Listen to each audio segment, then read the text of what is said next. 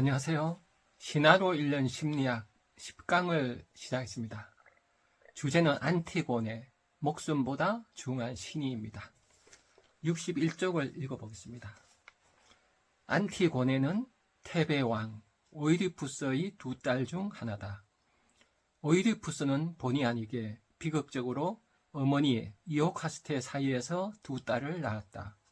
그러나 이러한 출생의 비운에도 불구하고 안티고네는 성품이 강직하고 다정했으며 행실이 반듯했다. 오이디푸스는 자신의 잘못된 결혼을 알아차리고 스스로 눈을 찔러 테베를 떠나 방황하다가 복수의 여신에게 쫓기고 만다. 이때 안티고네가 스스로 아버지의 길잡이를 자처하며 수년 동안 방방곡곡을 함께 돌며 아버지를 도왔다. 오이디푸스가 나오죠. 이 오이디푸스는 어때요? 비극적인 인물이죠. 신탁을 받죠. 아버지를 죽이고 어머니와 결혼한다. 그죠? 참담한 저주죠. 이런 비극의 주인공이 어때요? 운명을 피하지 못하는 끝내 비극 앞에서 무너져가는 인간을 보여주죠. 그래서 이 오이디푸스는 프로이드에게 오이디푸스 콤플렉스라는 영감을 주게 되죠. 그래서 우리가 오이디푸스 콤플렉스 그러면은 아들이 어머니를 사랑하고 아버지를 싫어하는 그런 어린아이 유아적 콤플렉스를 이렇게 해석하잖아요. 그래서 이런 어떤 비극기에 그리스 아테네에서 왜 많았을까요? 그 당시는 아테네가 전쟁이 많아서 이런 슬픈 일이 많았다 그래요. 그리고 이때가 또 신화 시대하고 철학 시대로 넘어가는 시대죠. 그래서 아직 신중심 사회고 그러면서도 인간이 소크라테스 이성이 피어나는 그런 시기죠. 그래서 이런 어떤 비극을 연극을 했죠. 한 300여 개 됐다 그래요. 그 비극을 보면서 아테네 시민들이 새로운 힘을 얻게 되죠. 이런 비극의 효과에 대해서 아리스토텔의 얘기를 들어보죠. 서사가 아니라 연기를 통해서 연민과 공포로 생겨난 그런 감정들을 정화시킨다. 그러니까 이런 비극을 접하면서 우리 때요. 카타르시스, 마음이 정화되죠. 막 무섭기도 하고, 그죠? 슬프기도 하고, 그렇죠. 이런 마음은 파도처럼 마음이잖아요. 이런 파도처럼 마음이 되면 우리는 온전하게 세상을 볼 수가 없죠. 이 마음을 가라앉혀야 되는데, 가라앉히는 기능을 이 비극이 한 거죠. 이렇게 해서 아테네 시민들의 마음을 차분히 가라앉히고, 우리가 마음이 가라앉으면 어때요? 우리 자신이 보이고, 또 우리가 가야 할 길이 보이죠. 이런 역할을 했다는 거죠. 이런 것은 원시인들은 의례 행위를 통해서 했죠. 그래서 우리 마음이란 거는 타고난 본래의 마음을 본성이라고 그러죠. 인간 본래의 마음은. 이 본래의 마음은 참 선하고 아름다운데 살다 보면 이 마음을 잃어버리게 되죠. 잃어버린 마음을 악한 마음 그러죠. 악자라는 단어가 그죠? 부근가는 마음이죠. 그래서 부근가는 마음이 되면 사람이 어때요? 화가 나고 이렇게 제대로 못 살아요. 그래서 그 마음을 리셋을 원래 마음을 돌려줘야 되는데 그거를 원시인들은 의례행위를 했죠. 원시인들 TV에서 보면 어때요? 지금도 지구 곳곳에 있는 원주민들은 의례를 많이 하잖아요. 집단적으로 함께 춤을 추고 노래를 하고. 그러면서 악해진 마음, 흐트러진 마음을 다시 원래의 마음, 바다같이 잔잔한 마음을 만들어주죠. 그래서 그게 태초의 시간으로 리셋시키는 거죠. 이것을 그리스 아테네는 비극이 그 역할을 한 거죠. 그러면 현대인들은 어떻게 될까요? 현대인들은 좀 명상이 좋은 것 같아요. 제가 이렇게 해보면은 마음을 자꾸 리셋시켜줘야 돼요. 그죠? 우리가 살다 보면 자꾸 악해지잖아요. 자기도 모르게 화가 나고. 근데 그런 마음으로 살아가면은 제대로 살 수가 없죠. 그래서 원래의 마음으로 이제 되돌려줘야 돼요. 이거를 원시인들은 태초의 마음으로 돌아가는 거죠. 그러니까 인간은 태초가 있고 지금 사는 게 아니라 매번 태초가 돼야 돼요. 그래서 시간은 어때요? 직선이 아니라 이제 원이 되는 거죠. 다시 되돌아오는 거죠. 그래서 우리가 시간을 직선으로 생각하는데 이거는 산업사회에서 생긴 시간관이죠.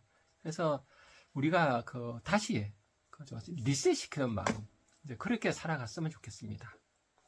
그 다음에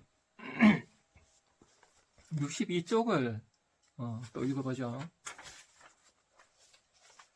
왕위를 놓고 두 형제의 치란 전쟁이 났다. 그 오이디푸스 왕이 이제 떠나니까 그 아들 둘이 있는데 그 아들 둘이 이제 왕위 다툼을 벌이는 거예요. 그리고 그 딸들은 이제 그 때요. 이 맞이 안티고네가 이제 아버지를 같이 이렇게 수행하죠. 치열한 결투 끝에 둘 다 치명살 입고 죽고 만다. 그러자 숙부인 크레온이 군권을 장악하고 테베왕을 자처한 후에 죽은 조카들의 시체를 장사 지내지 말고 내버려 두라는 칙령을 내린다. 제대로 장례를 치르지 못해 형제의 영혼은 스티스 강가를 떠돌게 되었다. 왕의 칙령을 어기는 자는 그 누구든 산채로 땅에 묻힐 거라는 엄명이 내려졌다. 그러나 오라버니 폴리네이케스에 대한 정이 돈독했던 안티고네는 다툼의 원흉이 에테오클레스임을 잘 알았다. 그녀는 밤에 몰래 나가 장작 드미를 쌓은 후 그 위에 폴리네이케스의 시체를 옮겨놓고 흙을 흩뿌려서 그 영혼이 지하 세계로 떠날 수 있게 했다. 이 당시에는 그리스는 그 지하 세계에 이제 죽은 영들이 모인다 그러죠. 그 지하 세계를 관장하는 신이 하데스 신이잖아요. 그래서 인간은 죽음을 이렇게 매장을 했다 그래요. 매장하지 않으면은 영혼이 이제 지하로 갈 수가 없죠. 그래서 매장을 이제 한 거예요. 그 오빠를 위해서. 그래서 어때요? 이제 처벌을 받게 되죠. 크레온은 아들 하이몬에게 그녀를 산채로 땅에 묻으라고 명령한다. 그러나 하이몬은 아버지의 명령을 어기고 이미 결혼을 약속했던 안티고네와 몰래 결혼을 감행한다. 그리고 그녀를 자기의 양치기들이 사는 먼 곳으로 떠나보낸다. 그녀는 거기서 그의 아들을 낳았다. 그리하여 충심으로 기꺼이 죽음을 각오했던 안티고네는 죽음 대신 생명을 잉타하였다. 그 다음에 또 이런 부분이 나오죠. 그래서 이런 신화가 있는데 여기서 그 안티고네의 평을 이 책에서 이렇게 해요. 그녀의 올곧은 행동은 선한 영향을 불러일으켰다. 그녀에게 감복한 약혼자 하이몬은 아버지의 명령을 어기고 그녀를 구출한다. 테베왕을 자처한 크레온은 당시의 사회 규범을 대변한다. 엄격한 사회 규범을 통해 그 규범을 세운 구성원들의 가치관을 알고 과연 그러한 가치관이 얼마나 절대적인가 하는 의문을 가지게 된다. 사회 규범을 맹목적으로 따르는 이들을 외부의 힘에 의존하는 나약한 존재다. 한 시대의 사회 규범은 새로운 시대에서 버려질 수 있다. 오직 안티고네처럼 스스로 분명한 의식과 주관을 갖춘 자만이 외부의 규범이 아니라 내부의 목소리를 통해 진정한 바른길을 찾아갈 수 있다. 이 안티고네는 어때요? 이름에서 이제 안티가 나오잖아요. 안티는 부정이죠. 인간에게 꼭 필요한 게 부정의 정신이죠. 왜 그런가 하면 동물은 부정의 정신이 필요 없겠죠. 태어나서 본능에 사니까 똑같죠, 일생이. 근데 사람은 이게 호모 사피엔스잖아요. 그래서 자신의 그 문화, 자신의 사회를 이루고 살아요. 그래서 그 사회는 계속 새로이 해야 돼요. 인간의 생각을 하니까 더 나은 세상, 더 나은 나 계속 이렇게 변해가요. 이걸 하지 않으면 인간은 어때요? 그 사회에서 이렇게 살 수가 없어. 사회가 잘못되죠. 그래서 인간은 계속 자신을 이렇게 갖고 가야 되고 사회도 해야 돼요. 그래서 사회는 어떤 법이 있더라도 사회 규범이 있더라도 어때요? 그 규범을 넘어서는 안티가 이제 필요하죠. 부정의 정신이. 이게 없으면 인간은 어때요? 굉장히 힘들어지죠. 그래서 그 부정의 변정법 이런 책도 있잖아요. 그래서 안티고네에 대해서 우리가 잘 생각해 보죠. 이때 크레온은 어때요? 크레온은 그 삼촌이죠. 삼촌이 왕인데 왕으로서는 이런 명령 내린 게 잘한 거죠, 그죠? 그 자기 나라를 유지하기 위해서는 잘못한 왕자를 장사 지내지 않는 처벌을 낼 수도 있겠죠. 그러나 안티고네는 이제 장사 지낸 거예요. 이 두 가지가 이제 충돌하죠. 왕이 내리는 명령, 이건 실정법이죠. 안티고네는 어때요?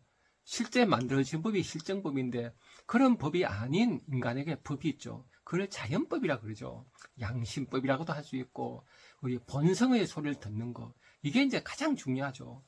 인간은 가장 중요한 게 실제로 만든 법보다 더 넘어서는 거는 양심이에요. 그 양심이 이제 바로 설 때 그 실정법도 제대로 되지. 실정법을 중심으로 그 문자를 가지고 이렇게 인간을 억제게 되면 그건 인간의 또 다른 감옥이 되잖아요. 그래서 안티고네가 우리가 우리에게 위대한 거는 이런 부정의 정신이죠. 그래서 이런 부분 나오죠. 세상의 어떤 권력으로도 내부의 목소리를 따르는 인간의 근본적 유기를 꺾을 수 없다. 이게 이제 안티고네의 정신이죠. 그래서 안티고네는 지금도 우리가 계속 받아들여야 될 이유가 우리가 살다 보면 이렇게 법대로 해 이런 사람들 많이 봐요. 그죠? 어떤 순간 법대로 하자고. 그 말에는 참 묘한 게 들어있죠. 진짜 법대로 하자고 하지만은 그 법대로 하자는 사람은 어때요? 법대로 하면 내가 이긴다. 법까지 내가 움직이는 힘이 있다. 이런 거를 이제 내포하고 있잖아요. 그러니까 법이라는 게 굉장히 힘들죠. 해석하기 나름이고 또 강제 이익이 될 수도 있고 그죠. 그래서 우리가 이 법이란 걸 계속 고민해야 되는데 법에 대해서 포로들은 그런 얘기예요. 법 좋아하는 사람은 타나토스라 그래요. 우리가 법은 굳어 있잖아요. 변하는 게 아니잖아요. 근데 법은 굳어 있는 법을 좋아한다. 그러면 죽음을 좋아한다는 거예요. 그게 타나토스죠. 죽음의 본능. 삶의 본능이 에로스, 죽음의 본능이 타나토스. 근데 법 좋아하는 사람은 타나토스란 거예요. 맞는 것 같죠, 그죠? 실제 법이란 또 한자를 써보면 또 재밌죠. 법이란 글자를 한문을 쓰면은 물수변이죠. 물이 옆에 있고 갈글자죠. 물이 흘러가는 거. 이렇게 해석하면 물은 계속 변화되는 게 이제 법이 되죠. 그래서 우리가 이 법에 대해서 항상 생각해야 되는 게 노자도 그런 얘기했죠. 노자는 이런 얘기했죠. 부드러움은 생명에 가깝고 굳음은 죽음에 가깝다. 그죠? 이 세상을 보면 살아있는 건 연하고 부드럽고 항상 변화해요. 굳음은 죽음이에요. 그러니까 우리가 어떻게 보면 영원 불변한 걸 원하는 건 죽음을 좋아할 수도 있는 거예요. 변화를 무서우니까. 그죠? 늙어가는 게 무서워서 이제 영원 불변을 바랄 수도 있는 거예요. 어떤 굳어 있는 거. 그게 나중에 우상숭배가 되잖아요. 그래서 항상 변화하는 거를 갈 수 있는 마음. 항상 부드러운 마음. 이게 이제 굉장히 중요하겠죠. 이렇게 살면 어찌 될까요? 안티고네에게서 배울 수 있죠. 안티고네가 이렇게 죽음을 무릅쓰고 당당하게 오빠의 죽음을 장사지을 수 있는 힘은 어디서 나와요? 안에서 나오죠. 안에서 그런 소리가 들린 거죠. 이건 해야 돼. 해야만 돼. 죽음보다 더 큰 힘. 그게 우리 안에 있죠. 이거는 소크라테스가 항상 들은 얘기죠. 그죠? 소크라테스는 뭐 결정할 때마다 내면의 소리를 들었다 그래요. 그래서 독배 마시고 이제 죽을 때도 도망가려고 하다가 정말 생각해 봤대요. 나도 도망가려고 생각해 봤네. 제자들한테 그러잖아요. 그런데 다이몬이 아무 말도 하지 않더군. 그래서 독배를 마시거든요. 공자도 어때요? 평생 1000명이 들어왔다 그러잖아요. 1000명. 그 1000명은 하늘의 명예인데 그게 우리 본성의 소리죠. 천명지 위성 그러잖아요. 1000명이 나의 본성이다. 중령이 나오죠. 그래서 인간은 내면 소리를 들어야 돼요. 이때 안티고가 내면 소리를 듣는 이런 어떤 위대한 그런 정신이죠. 그래서 내면 소리를 들으면서 이렇게 살아가야지 내면 소리를 듣지 않고 어때요? 에고, 자아는 이제 욕심 덩이죠. 내면 소리를 자아가 들어야 되는데 안 들으면 자아는 욕심 덩이야 돼요. 이 자아는 이제 법을 좋아할 수 있는 거예요. 법 하면은 그냥 매뉴얼대로 살잖아요. 우리가 매뉴얼이 이제 되게 필요하긴 하죠. 그러나 매뉴얼보다 더 큰 거를 이제 받아들여야 돼요. 1초 앞에 어떤 일이 일어날지 모르는 인생. 거기에 대처할 수 있는 능력, 임기응변 능력, 상황에 따라 할 수 있는 이런 능력을 인간이 길러서 유연한 인간이 돼야 되죠. 그런 마음을 이제 지니고 살아야 되는데 이런 마음 지니고 살면 항상 어때요? 삶을 깨어 있어야 되죠. 항상 깨어 있어서 내 마음을 항상 살펴보고 이렇게 대응을 해야 되는데 그러니까 힘드니까 어때요? 그냥 편하게 살고 싶어서 그냥 매뉴얼대로 살려고 그래요. 그냥 매뉴얼대로 살려고 그러면 어때요? 이제 굳어버려요.